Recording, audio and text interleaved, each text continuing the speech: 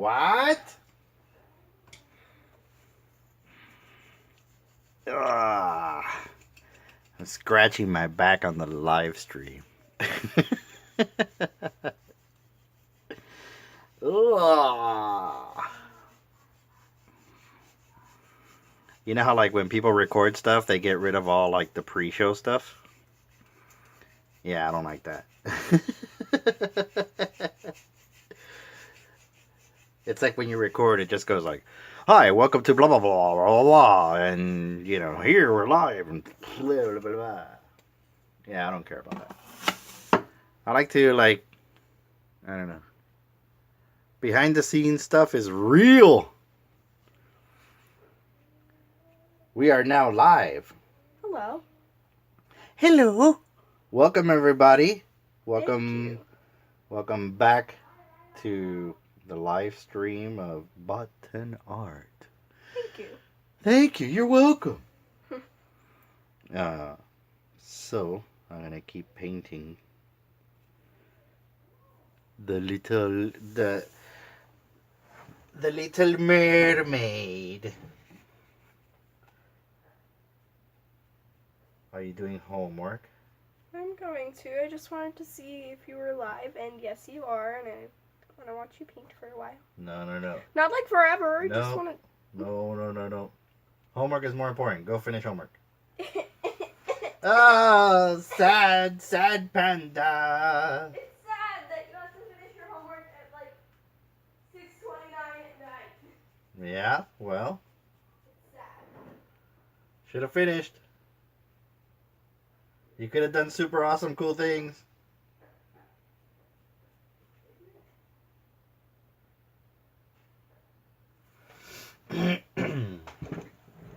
Anyways, good evening everybody. I'm Lazaro, and of course this is Bot 10 Art, and you are now watching the live stream. Yay! Alright, so I'm using this giant like number 6 brush to like cover as much space as possible.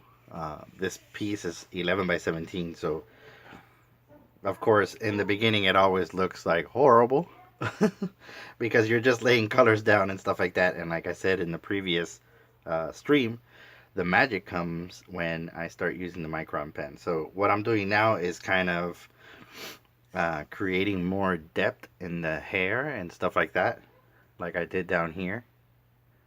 And then once that's done, then I can start working on the skin tones, Ariel's little bathing suit or whatever you want to call it, and then I'm gonna hit this thing with the microns. So, anyways, yeah. So there you have it. We have somebody watching, I guess. Hello, whoever you are. Might be Trace. If it is, what's up, brother? Little shout out to you guys. Also want to say hello to Dangerous Lion. It's my friend Steve. Hello. How's it going, everybody? And I don't know. You want me to shout you out? I will. Just tell me who you are and I'll say hello. I'm pretty sure, like, my dogs are going to start barking here in a minute once my wife comes back home. So, if that happens, I apologize in advance. So, anyways, there you have it. It's always difficult to do washes when pieces are so big. I don't normally work in this size. I like to work on small pieces because the paper won't buckle, and the paper doesn't buckle, and it's just easier to get a uniform wash on your colors if you work that way. So for right now, I'm just kind of making the best of what I got, because I wanna give this piece as a, you know, this is obviously a gift, but I want it to be like big, you know. I want the person to like really enjoy it and not give them something small like I normally do. So if that explains anything. So this is probably. I mean, I've done pieces that are a lot bigger. I've done pieces that are like poster sized, 24 by 36, and it's again it's manageable, but it's a lot more difficult. So the bigger you go with watercolor, like the more complex the piece will be. So keep that in mind, young artists. And like I said, right now I'm just kind of adding more texture to the hair and kind of like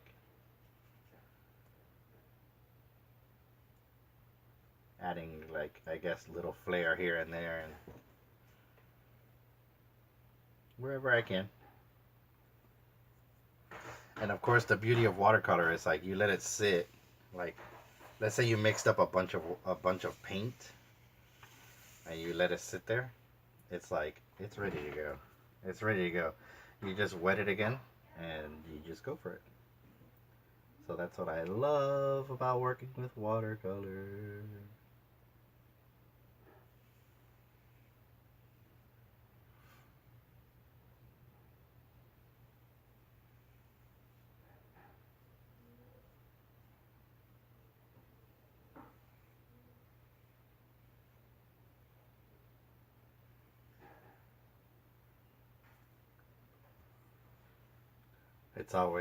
It's always fun like when you when you're doing some kind of like stream because sometimes you forget that the camera's rolling and, and you run out of things to say, so you end up like staying really really quiet, and it's like, man, your stream sucks because you're not saying much. But it happens, you know. It's because you get so wrapped up in the artwork, and you're concentrating so hard um,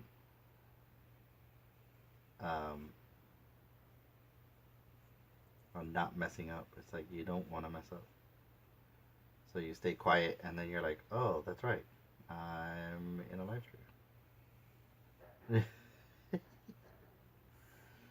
So there you have it. Just kind of, like I said, I'm just kind of um, laying down some texture, and just kind of building up the hair so that when I go over it with the micron, it kind of has um, that cool feel to it.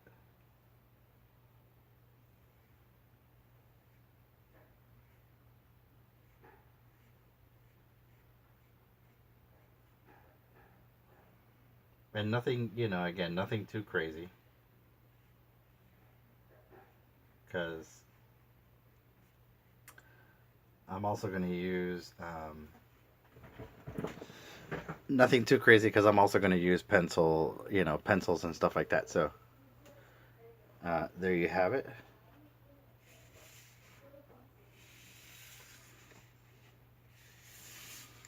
Just to kind of give you an idea. Actually, I know it's going to be sideways, but you get the gist of what I'm doing. It's basically just adding texture to the hair and making it a lot stronger, or um,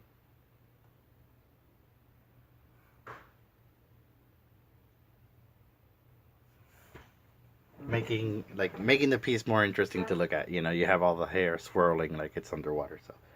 So that's kind of it. And of course, I gotta let this dry. But once I let it dry, uh, I will be I will be ready to do the skin tones, right here, and then take the tape out because um, you're okay if you use a type of tape that is not very sticky. Like if you know that it's not very tacky, you're okay peeling it off because um, it won't damage the paper. But this particular tape that I have, I don't have like easy release tape. So um, when I get ready to lift this from the piece, I'm gonna have to heat it up a little bit with a hair dryer and kind of get it all tacky again so I could easily peel it off and it won't damage the paper because I want to have a white border around it so that when it's framed, it's nice and neat and it looks really cool. So there is that. I think I think I'm at the point where I can use my Pentel for some of the smaller detail because there's a wisp of hair that comes down like on her cheek right here. So I'm going to do that with the Pentel brush. I have plenty of color mixed already here.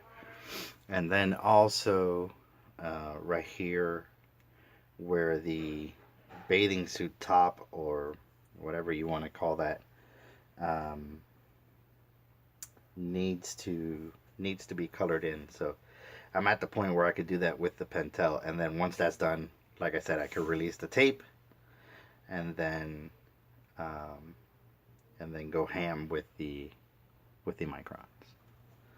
So that's what I'm going to do next. I'm going to fill this in, let it all dry, and then fill in the top that Ariel wears. And that's where we're at. Ooh, this is dirty. So there you have it. Yesterday I talked a little bit about EDC, and I hope everybody got that. It's basically everyday carry. It's just that simple. EDC stands for everyday carry. So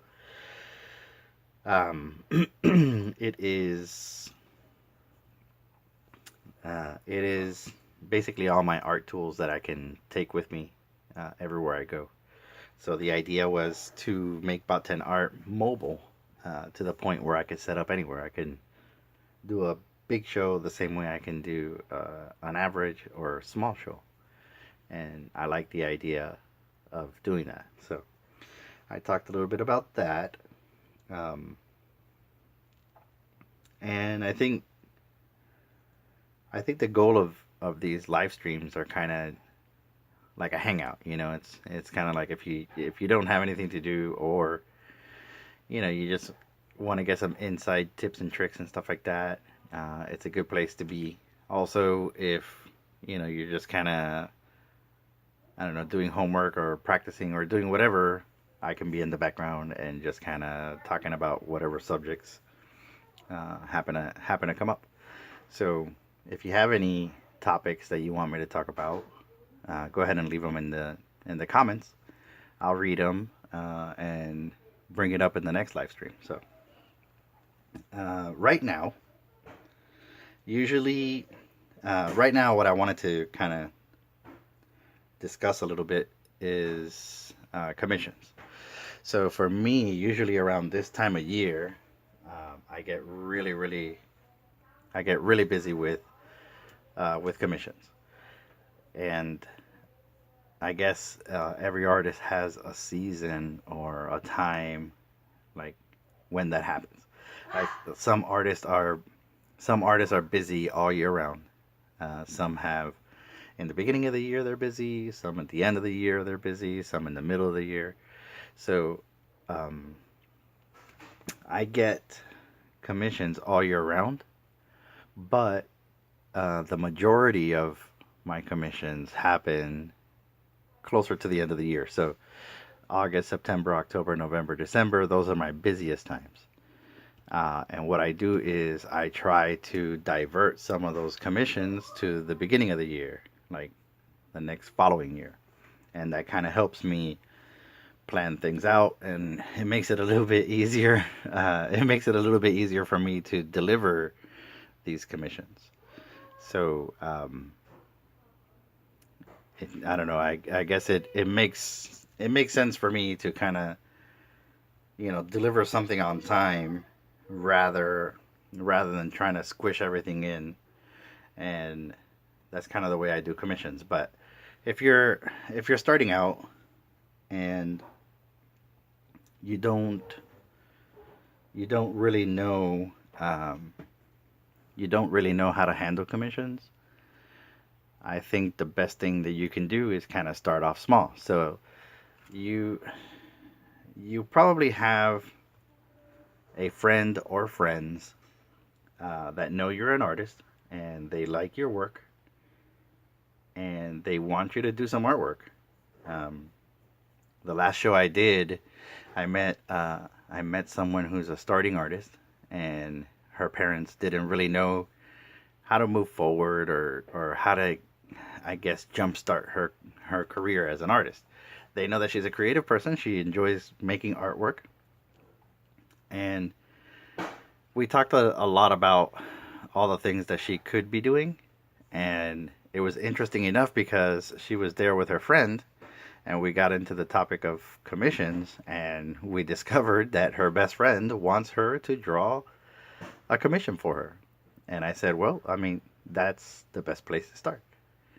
That's the best place to start when you don't um, when you haven't done a commission or you're just learning about commissions.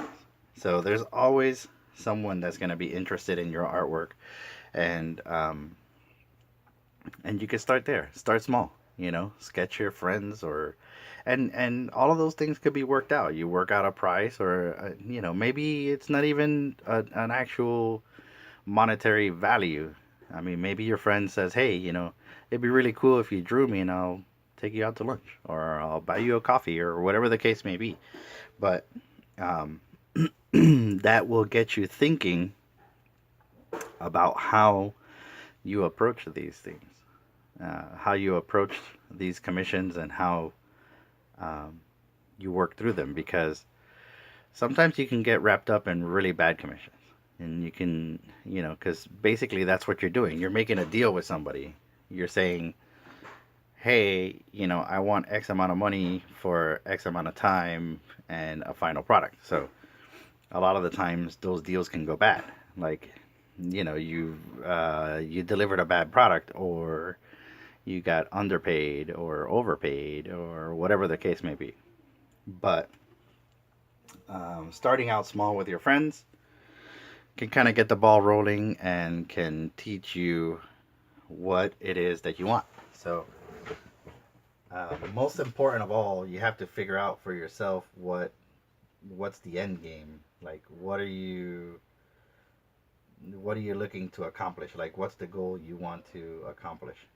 Is it, to get paid for your artwork, or is it to get notoriety for your artwork, or just, put artwork out there? So that's what you have to think about, and that's what you have to think about. And a lot of the times, it's just that, you know, what is it that you're trying to accomplish? What goals are you trying to reach? So for me, um, I started I started doing commissions at a very young age. I started, I want to say, like middle school, and in middle school we had a group of friends that would play Dungeons and Dragons, and we used to meet up in the afternoon and play D&D. And it was really funny because you have these character sheets that you build all the stats and everything, but there's a small little um, frame, usually like somewhere on the stats page or the character sheet. And um, and my friends were like, "Oh man, it'd be cool if you could draw my character. I'm an orc or whatever, blah blah blah." So I started out like that. Um, and of course, I didn't get paid for it. I was doing it out of the love of the art and just kind of hanging out with my friends, and it was a cool thing to do. And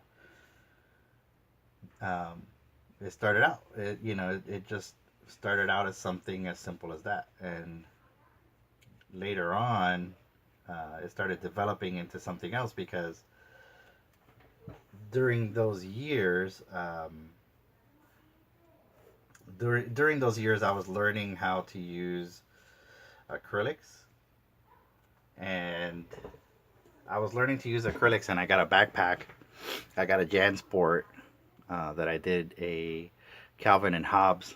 Like if you, I don't know if you're familiar with JanSports, but you have the one main zipper, and then you have a smaller zipper in the bottom or compartment to the backpack. And on that compartment, I did a Calvin and Hobbes painting with my acrylics. I was learning how to use acrylics.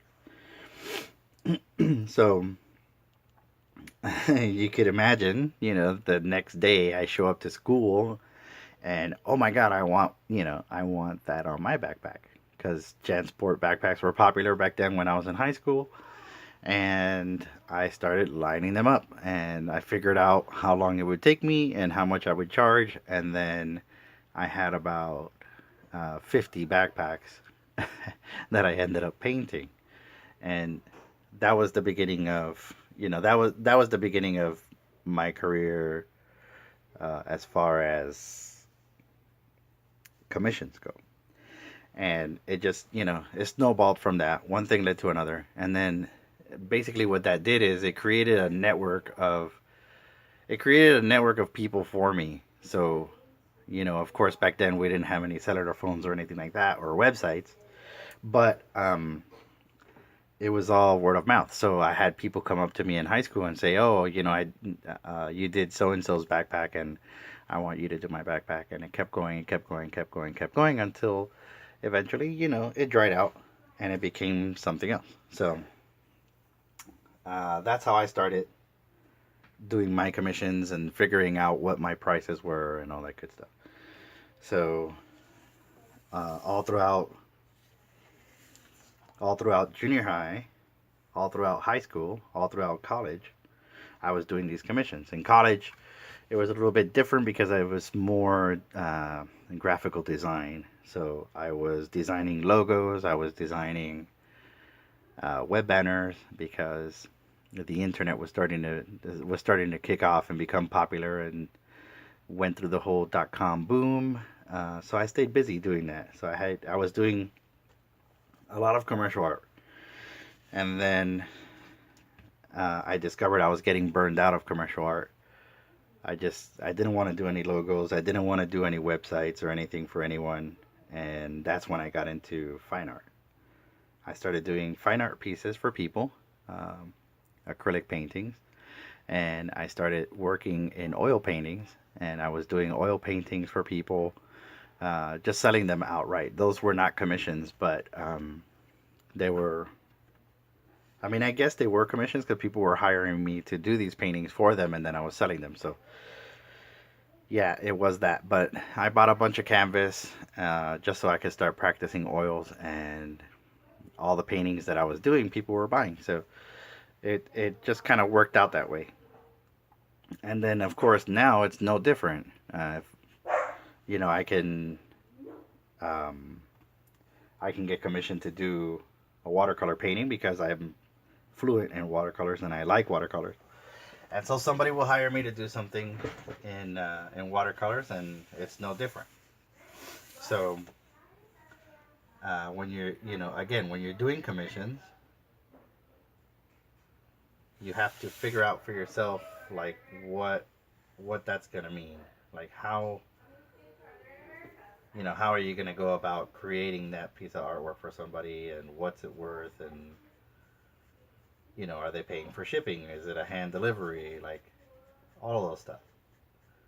And I can tell you, just from experience, pardon me. Um, I can tell you from experience, the one enemy that artists have when it comes to commissions is delivery. One is delivery. Two is the pricing. So pricing and delivery. Those are the two things that like really botch up an artist when it comes to commissions. Because one, delivery, you come in late you come in late to the commission. So like someone hires you to do a commission and you say, "Yeah, I can do that and I can." Oh, my wife is home. I'll be right back. I'll be right back. Hold on. Yes, I think so.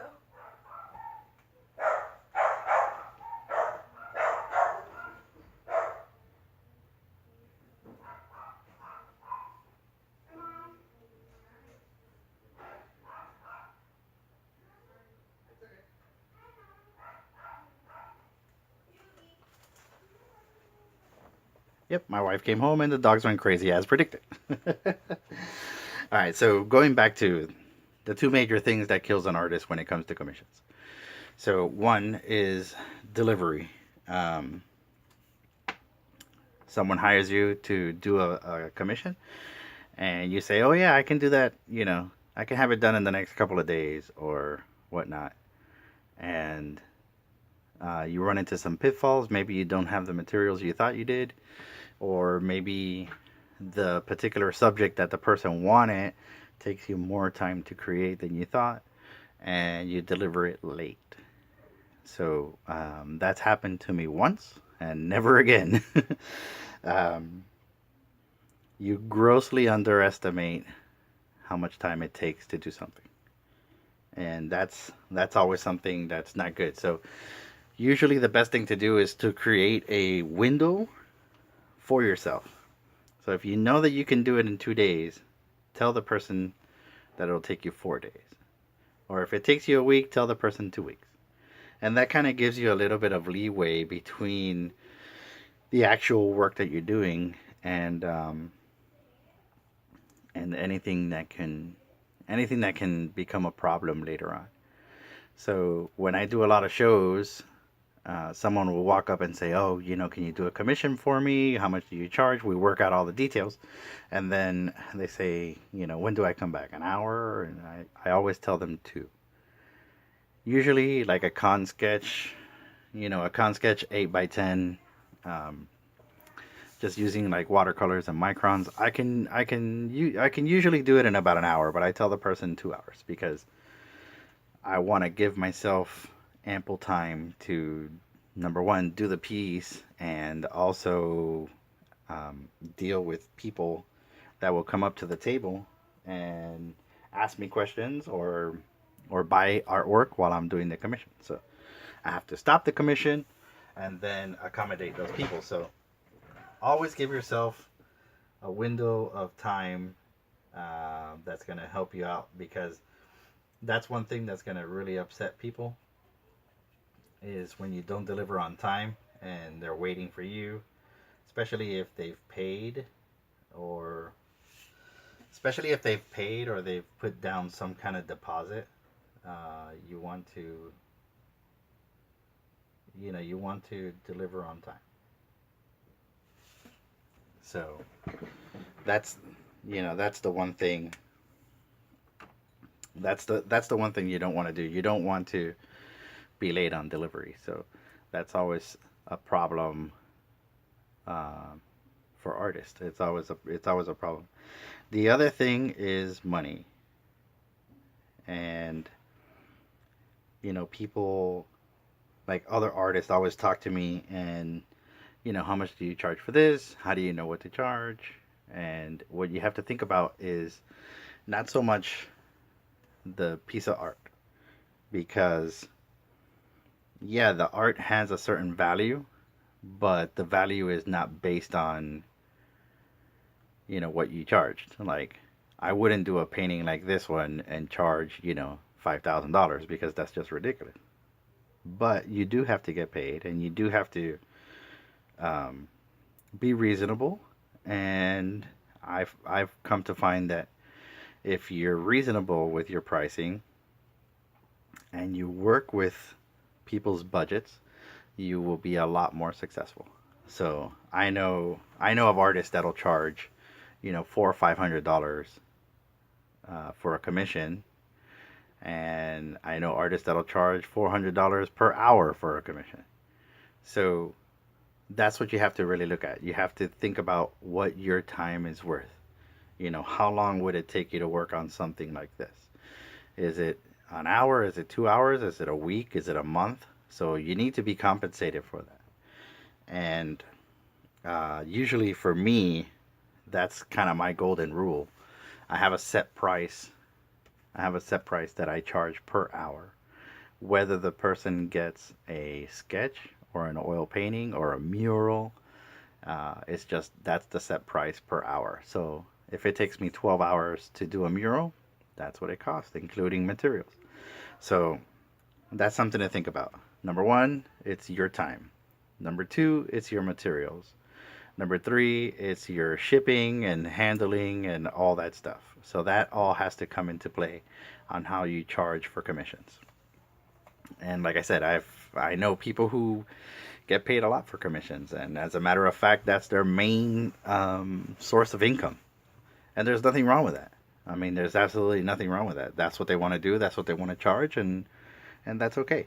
So always think about that.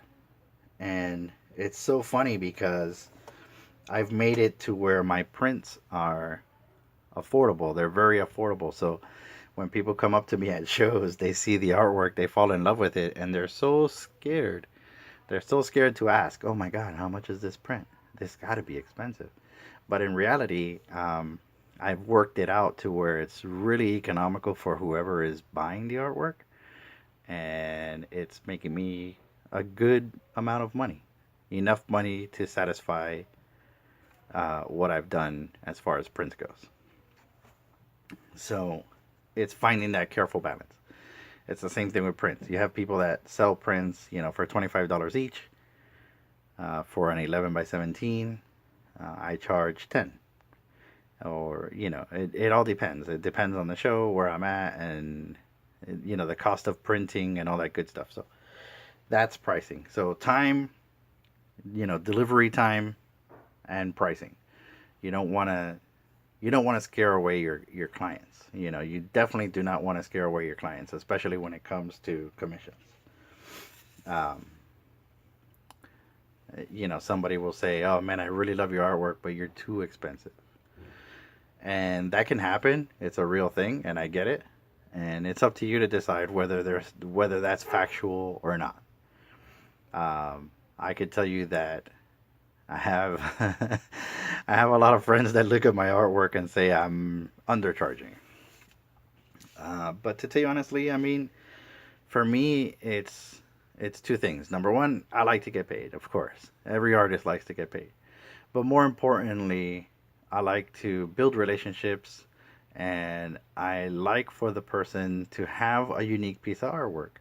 And so if I created a unique piece of artwork that didn't cost that person a lot of money, then mission accomplished. And not only that, a lot of the times when people hire me to do a commission, it starts with one, and they end up coming back for more and more and more and more. Um, and that's something that you also have to consider. For me, it's what I like. I prefer a repeat customer over brand new customers that just come and go, because you tend to build a relationship. It's kind of like tattoos, right? You have a tattoo artist that you go to, and everybody has a tattoo artist. And it's like, oh my God, no, my tattoo artist, he's the best, and he does all my tattoos, and nobody else does my tattoos. And that's kind of the reason. Um, they feel comfortable with the artist, they feel comfortable with the pricing, they know that everything is on the up and up. So for me personally, that's what I like to do. I like for somebody to come up and say, "Oh, I want you to work on a piece of artwork for me," and just like before, nothing changes, and we go forward from that. And for me, it's all about that. It's about building the relationship with a repeat customer, and that's something you might want to consider. So that is uh, for tonight. Those are the those are the pro tips. I'm kind of letting this dry a little bit, but I don't want to bore you to death by you looking at nothing. So, so the takeaway for tonight is that. think about that. Think about what your art is worth. Think about what your time is worth. And think about what kind of clients you want to have. What kind of, what kind of people you want around you. So that's the takeaway for tonight. Commissions. As always, thank you for watching. Feel free to come back and visit the channel whenever you like. I got tons and tons of videos. I'll keep doing these live streams as much as I can. Also, yeah, that's it. I mean, I like that you guys can learn little facts and figures and stuff like that. Uh, the channel has reached 53 subscribers, which I'm very happy about, and I want to say thank you to all of you out there. And remember, if you're a new artist or experienced artist, there's always something that we could learn from each other. Because I mean, I'm an experienced artist, and I'm still learning from fellow artists that are out there. So, with that, I will say thank you for watching, and I hope you have a pleasant evening. And hopefully, we will live stream again tomorrow. All right, bye bye.